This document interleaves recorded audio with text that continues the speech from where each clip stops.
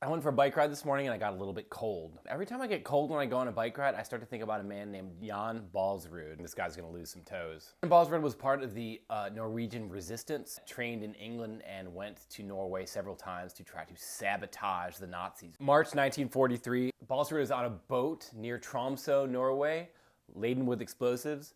They're up there to try to sabotage a German airfield. So they have a boat full of explosives in these fjords in northern Norway. Before they even get to land with all of their explosives, it backfires. Somebody tips off the Nazis and they decide they have to blow up their boat. He swims to shore in the Arctic fjord. He loses one of his boots. He lands on the snow on the side of an island, shoots two Nazis, kills one of them there, is climbing the side of the mountain with just one boot on in the snow. But let me just tell you some of the lowlights. He gets caught in an avalanche.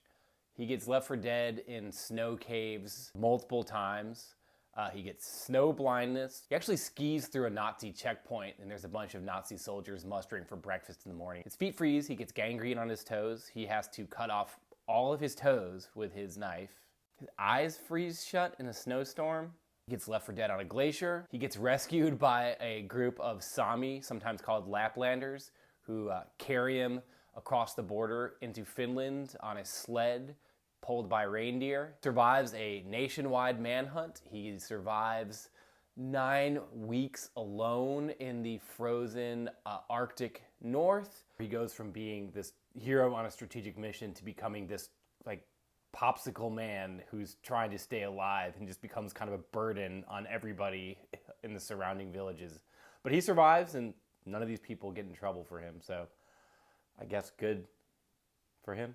If you want to learn more about this, there's a great New York Times article from about 2016, Robert Kolker, called The Fugitive, which sums this up well. There's also a book from the 1950s called We Die Alone by David Howarth, which I read and very much enjoyed, even though it's torturous. Until next time, Dr. Tim out.